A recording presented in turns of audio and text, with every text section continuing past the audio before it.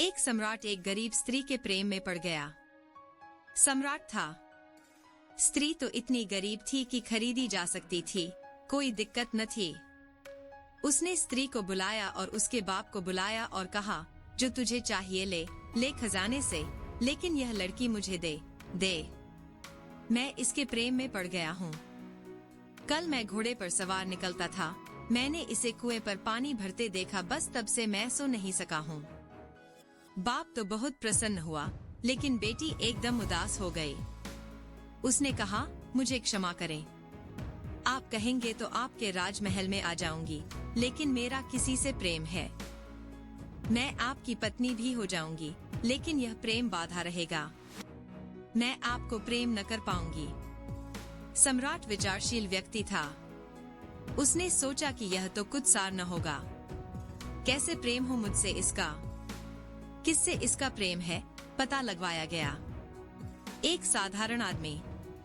सम्राट बड़ा हैरान हुआ कि मुझे छोड़कर उससे इसका प्रेम है। लेकिन प्रेम तो हमेशा बेबूझ होता है। उसने अपने वजीरों को पूछा कि मैं क्या करूं कि यह प्रेम टूट जाए। तुम चकित होओगे, वजीरों ने जो सलाह दी वह बड़ी अद्भुत थी। तुम मान ही न सकोगे कि यह सलाह कभी दी गई होगी, क्योंकि यह कहानी पुरानी है, फ्रायड से कोई 1000 साल पुरानी। फ्रायड यह सलाह दे सकता था। मनोविज्ञान यह सलाह दे सकता है अब, और मनोविज्ञान भी सलाह देने में थोड़ा झिझकेगा। सलाह वजीरों ने यह दी कि इन दोनों को नग्न करके एक खंभे से बांध दिया जाए, दोनों को एक दूसरे से बांध दिया जाए और खंभे से बांध दिया जाए। सम्राट ने कहा, इससे क्या होगा? यही तो उनकी आकांक्षा है कि एक दूसरे की बाहों में बच जाए।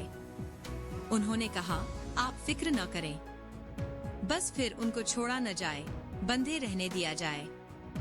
उनको आलिंगन में बांधकर नग्न एक खंभे से बांध दिया गया।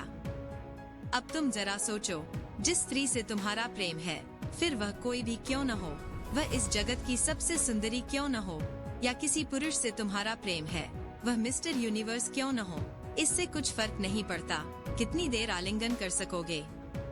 पहले तो दोनों बड़े खुश हुए, क्योंकि समाज की बाधाओं के कारण मिल भी नहीं पाते थे। जातियां अलग थीं, धर्म अलग थे, चोरी छिपे कभी यहाँ वहाँ थोड़ी देर को गुफ्तगू कर लेते थे, थोड़ी बहुत, एक दूसरे के आलिंगन में नग्न। पहले तो बड़े आनंदित हुए, दौड़कर एक दूसरे के आलिंगन में बंध गए। लेकिन जब रस्सियों से उन्हें एक खंभे से बांध दिया गया तो कितनी देर सुख रहता है। कुछ ही मिनट बीते होंगे कि वे घबराने लगे कि अब अलग कैसे हों, अब भिन्न कैसे हों, अब छूटें कैसे। मगर वे बंधे ही रहे। कुछ घंटे बीते और तब और उपद्रव शुरू हो गया। मलमूत्र का विसर्जन भी हो गया, गंदगी फैल गई, एक दूसरे के मुंह से बदबू भी आने लगी, एक दूसरे का पसीना भी। ऐसी घबराहट हो गई और 24 घंटे बंधे रहना पड़ा। फिर जैसे ही उनको छोड़ा, इन चीजों को भूलकर भी खुला ना छोड़े। एक किताब को पढ़कर खुला नहीं छोड़ना चाहिए, हमेशा बंद करनी चाहिए। 2 घर में पैसों की तिजोरी या अलमारी को कभी खुला ना छोड़े, इससे माँ लक्ष्मी नाराज होती है। 3 भोजन कभी भी खुला ना छोड़े, इससे माँ अन्नपूर्णा नाराज होती है। 4 दूध, दही और लस्सी को हमेशा ढक कर रखें, इन्हें खुला छोड़ने से चंद्र और शुक्र के दोष लगते हैं। 5 अगर आप घर पर पर्स में कुछ रखते हैं तो इसे हमेशा बंद करके रखें, इससे बरकत चली जाती है। अगर आप मेरी इस बात से सहमत हैं, तो वीडियो को लाइक और कमेंट जरूर करें। प्रेम टूटेगा ही। संयुक्त परिवार नहीं रहा पश्चिम में, तो पति और पत्नी दोनों रह गए हैं एक मकान में अकेले। जब मिलना हो मिले, जो कहना हो कहें, जितनी देर बैठना हो पास बैठें, कोई रुकावट नहीं, कोई बाधा नहीं। जल्दी ही चुक जाते हैं, जल्दी ही सुख दुख हो जाता है। तुमने देखा, वही संगीत तुम पहली दफा सुनते हो, सुख दोबारा सुनते हो, उतना सुख नहीं रह जाता। तीसरी बार सुनते हो, सुख और कम हो गया। चौथी बार ऊब पैदा होने लगती है। 5वीं बार फिर कोई रिकॉर्ड चढ़ाए तो तुम सोचते हो कि मेरा सिर घूम जाएगा। तुम कहते हो, अब बंद करो। अब बहुत हो गया। यही वही संगीत पहली दफा सुख दिया, दूसरी दफा कम, तीसरी दफा और कम। अर्थशास्त्री नियम की बात करते हैं, लॉ ऑफ डिमिनिशिंग रिटर्न्स। हर बार उसी चीज को दोहराओगे तो सुख की मात्रा कम होती जाती है। पुराना ढंग प्रेम को बचाने का ढंग था। पति पत्नी मिल ही नहीं सकते थे, दिन में तो मिल ही नहीं सकते थे। पति पत्नी भी नहीं मिल सकते, दूसरे की पत्नी से मिलना तो मामला दूर। पश्चिम में तो दूसरे की पत्नी से मिलना भी इतना सरल हो गया है जितना पहले अपनी पत्नी से भी मिलना सरल नहीं था। दिन भर तो मिल ही नहीं सकते थे। परिवार में बड़े बूढ़े थे, बुजुर्ग थे, उनके सामने कैसे मिल सकते थे। रात में भी मिलना बड़ा चोरी छिपे था। अपनी पत्नी से चोरी छिपे मिलना, क्योंकि जोर से बोल नहीं सकते थे। छोटे छोटे घर जिनमें 50 लोग सोए हुए हैं। चोरी छिपे रात के अंधेरे में। ठीक ठीक पति अपनी पत्नी के चेहरे को जानता भी नहीं था कि वह कैसा है। अंधेरे में जानेगा भी कैसे। कभी घूंघट उठाकर रोशनी में ठीक से देखा भी नहीं था। प्रेम अगर लंबा जिंदा रह जाता था तो आश्चर्य नहीं, क्योंकि प्रेम को सुख को क्षीण होने का मौका ही नहीं था। दिन भर अपने काम धंधे में रहते दोनों और याद जारी रहती। अभी हालतें उल्टी हो गई हैं। 24 घंटे एक दूसरे के सामने बैठे हैं, वही खंभा बंधे हैं। एक दूसरे से चिढ़ पैदा होती है।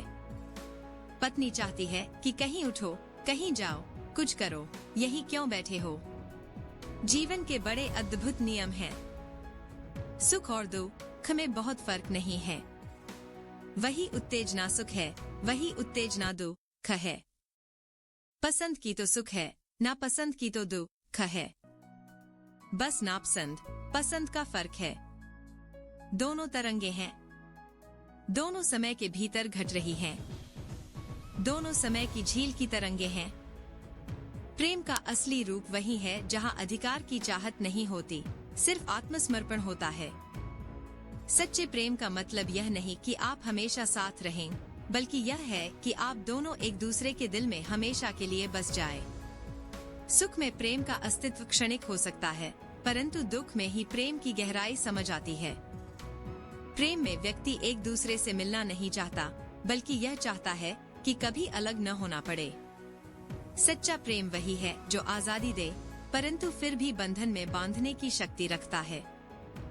प्रेम में कभी दूरी नहीं होती। अगर दिल से जुड़ाव है तो चाहे दूर हो या पास, प्रेम हमेशा रहेगा। प्रेम एक धागा है जो दो आत्माओं को जोड़ता है। जब यह धागा खिंचता है तब समझ में आता है कि यह बंधन कितना मजबूत है। प्रेम केवल मिलन में नहीं, वियोग में भी होता है। मिलन की खुशी और वियोग का दर्द, दोनों में प्रेम की सुंदरता होती है। प्रेम में असीम धैर्य और अपार समझ की आवश्यकता होती है। जहाँ धैर्य खत्म हो जाता है, वहाँ प्रेम टूट जाता है। समर्पण से बड़ा कोई प्रेम नहीं है और त्याग से बड़ा कोई बलिदान नहीं है।